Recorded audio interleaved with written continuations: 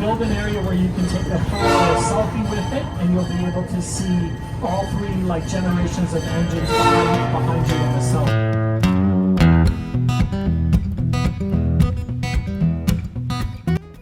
Let's go catch a train. Woo.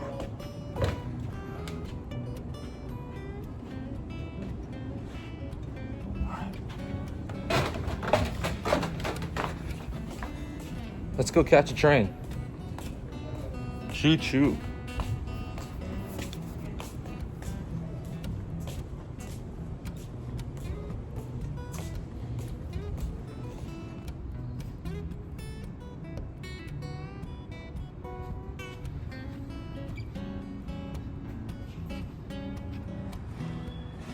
All right. Let's go, let's go. We should go back.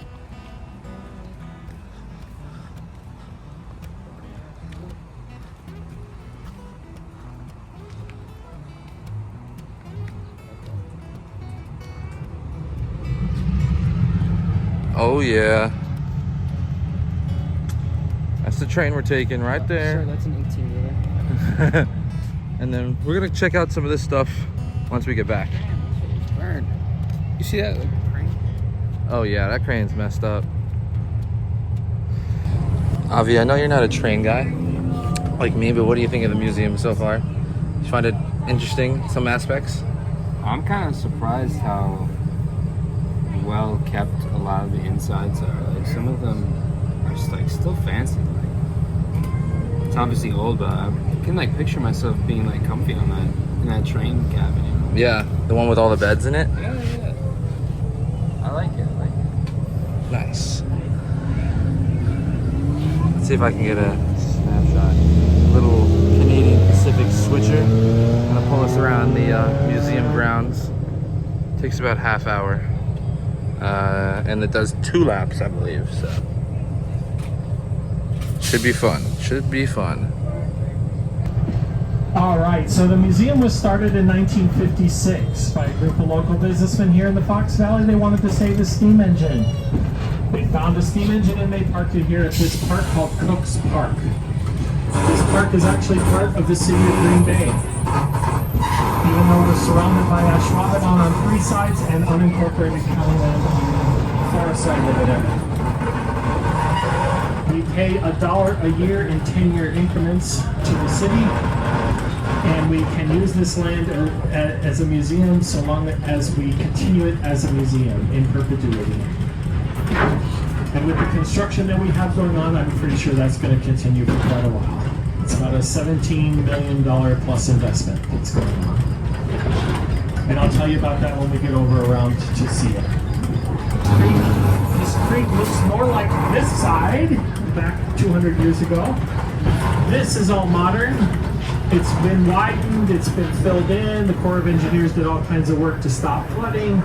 But now the DNR wants to reverse a lot of that and make it more of what it used to look like. We've done a lot of surveys this summer, and I think next year they're going to work on trying to get that redone. Okay, get ready for the horn. One more. To get ready for, like, they want to bring back all the flora and fauna that used to be here and all that stuff. So they're working on Ashwaubenon down the way, and we're the second on the list to get worked on. So you'll see some changes along there in the next year or so. Take a look at the boxcar here. Those of you who have been on the train before know that we're going to talk about the boxcar and the symbols, so take a look at those, and we're going to talk about them on our next lap. So the area that we're coming to right now, first thing is the 2 pieces of rolling stock that we're passing. What are those? Those are passenger cars from the Reading Railroad. They're sister cars to the one behind us, the Josephine.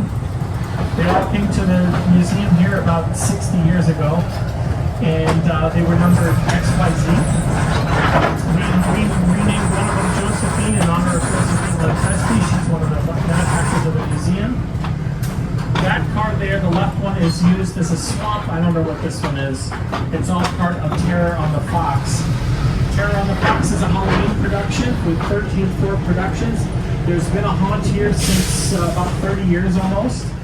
I know they celebrated their 25th, but I think it was 2 or 3 years ago, so we're getting close to 30. This is the only haunted house in America where you take a train to come to the haunted house. We use the car behind us as well as a bi-level car. There's spooky music that plays in there, sometimes used as the main egress into Wisconsin up until the 1870s. It took that long for the railroads to really get moving up here. The Fox River is one of the few rivers in the northern hemisphere that flows north. So when you're traveling down to Oshkosh and beyond, you're actually going against the current. Just are now working on a dome dining car called the Union Pacific 8003. That car is in there. They literally just did asbestos removal this week, so it was all tented up and everything. Now they're going to work on lead paint removal. But that car has a lot of history to it. It was used on the Union Pacific, and lots and lots of movie stars rode that car. The motif inside is all of Hollywood, and they're going to be recreating a lot of that. No horn, don't worry about the horn. So we can't wait for that to be done. It's going to go in our new exhibit position here. There will be track that comes out from the building, and we will be parking cars in this area. This construction is adding 25,000 square feet to our building. It's going to be mostly event space, and also there's going to be some, like I said, some rail cars that can give us a position, I think, to park 3 more in there, and the Dome Diner is going to be one of the feature cars. We're also going to have new classrooms and a kitchen and everything. Here, what is this? This is the CD&Q, or Chicago, Burlington, and Quincy Railway Express Agency car. It's a baggage car. It was used to carry packages and other things that were shipped from one rail station to another. Up until 1975, Railway Express was used to send packages or things anywhere in the United States that had an agency office and a train station. Then it was delivered to your house in a green truck. You can see one of those by the Eisenhower inside the Lenfesti Center. It's kind of the forerunner of UPS and FedEx. So this weird looking car here with the wings on it, that's called the Jordan Spreader. That car was used to spread the ballast or the stones that are underneath the rail ties and rails that we're riding on.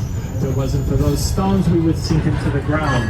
That car was used to spread the stones, also cut the weeds and trees and things growing up along the tracks, kind of like a big weed whacker with those wings. I will not lie and tell you that it's never been used as a snowplow, but that's not its intention. They still use pieces of equipment just like that now. If you want to see a real snowplow, go inside the Lenfesti Center, and you can get up and go inside of one. So the little engine in the traffic circle here, that one, as well as the engine inside the gift shop, both burned oil. That tender is actually the tender for the one in the gift shop. They just parked it out here to get Sioux Line. But both of those trains used to give kids rides around the internal part of the museum here. Up until the late 1990s, this first building. Ooh. Just got back from the little train ride around the museum. It's pretty chill. It's about, what, it was about like a half hour. They said that this diesel here is a new diesel. I didn't know that fact about hobos. Yeah, I didn't either. Homeward bound, Yeah. transit. Yeah, hobos is like originates from like the 2 words of homeward bound. People should stop using it because it's just not an accurate. No, it's not. Got some cars down here and this old crane. This right here is the beautiful Aero train. Oh my goodness.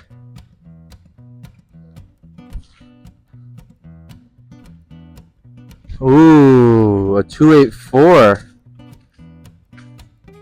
And the Aero train. Oh man. Glass is kind of cracked. General Motors Aero train. You guys can scan that probably and get some information, but I can't believe it's here. I mean, they only built one of these. From future Brent to past Brent, they made 2 of the new dingus. And it is here, in front of me. This is wild.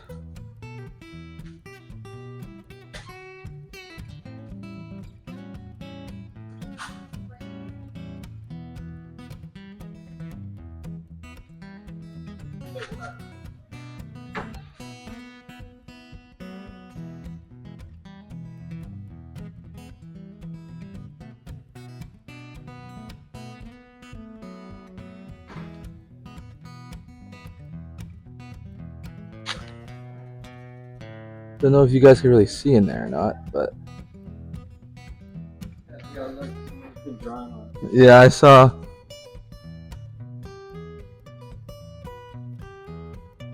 Some wild stuff over here. The Aero train. Dang, that's upsetting. That's actually also true.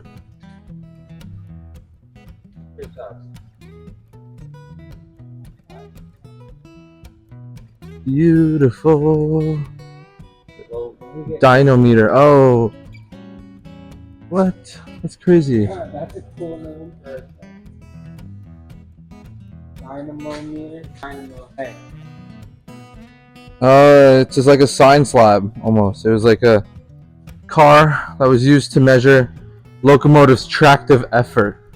Now up here, this is the second biggest locomotive they have in the Railroad Museum.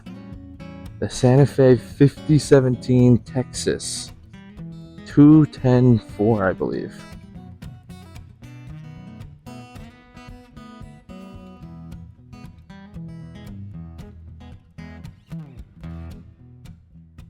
Yeah, this is beautiful.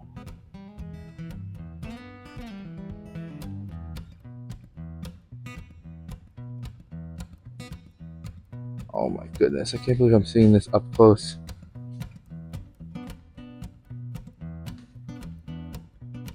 Texas type steam locomotive.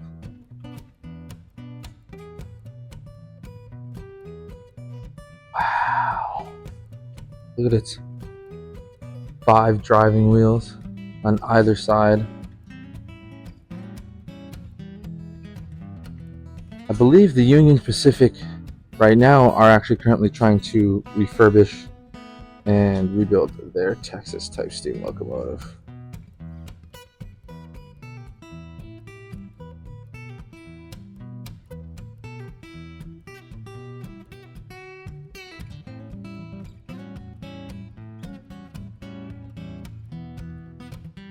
We got some diesel engines down here. Wisconsin Central 715, Green Bay Route 315.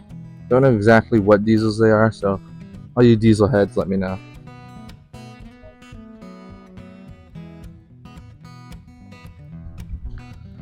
So Santa Fe, Texas 5017. Beautiful engine, by the way. Absolutely lovely engine. We are able to get into the cab, so we're going to do that in just a second. I want to take a look at 2718 here and number American Locomotive Company number 24. So let's see what these babies are. This is a 462 Pacific. They even got the name George Banta Jr. So we got a 462 Pacific Sioux Line number 2718.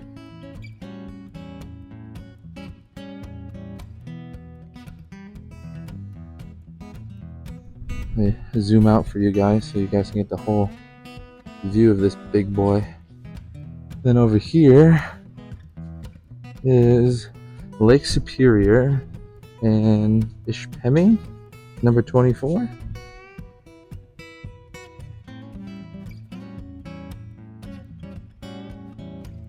Which is a 280 consolidation steam locomotive.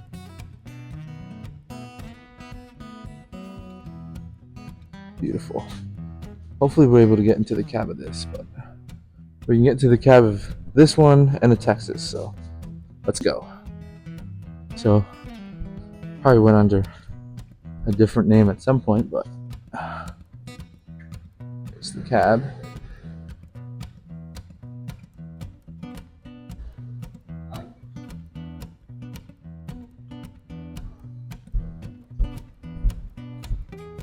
Gotta hop into the cab of the Texan. Alright, here we go. In the cab of the 5017 Santa Fe Texas type steam locomotive. Wow. Woo! Firebox. Tender. Although it looks like at some point it was converted to oil burning, maybe. That's where the fireman would sit. That's where the driver and engineer would sit. Brake lever. Where is your whistle? Not sure where the whistle would be. But yeah, brake lever, throttle, regulator. This is beautiful. I don't know what this is. Someone else could probably tell me. Santa Fe 5017.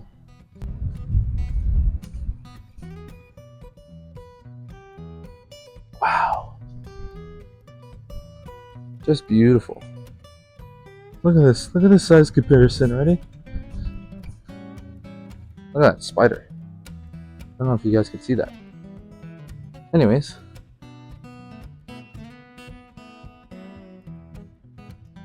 Wheel is just slightly taller than me.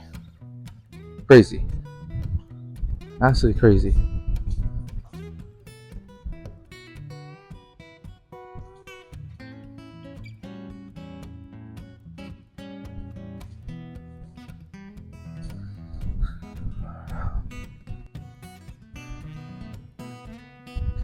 Railway Express agency car.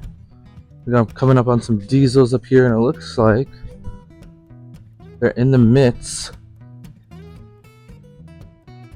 Oh no. It's a Shays type steam locomotive. Oh, whoa. Haven't seen a Shay steam locomotive up close before. Obviously, it's not in any kind of good working or refurbished condition at the moment, but hopefully they get to rebuild this and make it look brand new. So I would love to see this fully complete.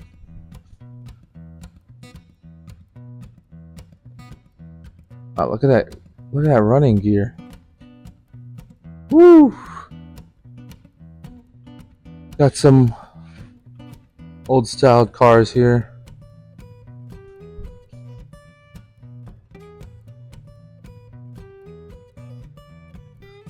Got a little switcher engine here.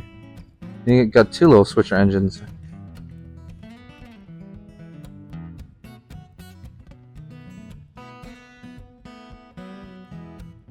Then we got a big Great Northern switcher.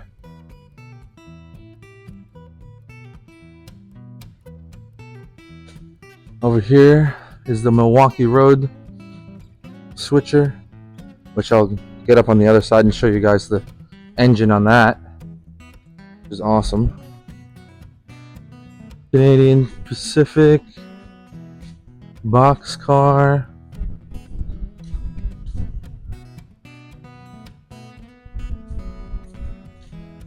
Looks like we're coming up on one last steam engine over here.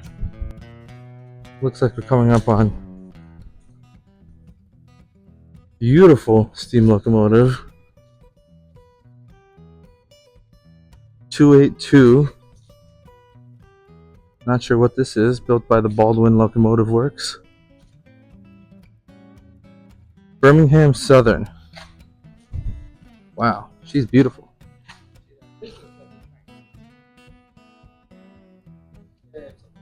Alright guys, overall successful trip to the National Railroad Museum. Saw some wild trains, General Motors Aero Train, Texas type steam locomotive, the Dwight Dean Eisenhower. Awesome, just awesome.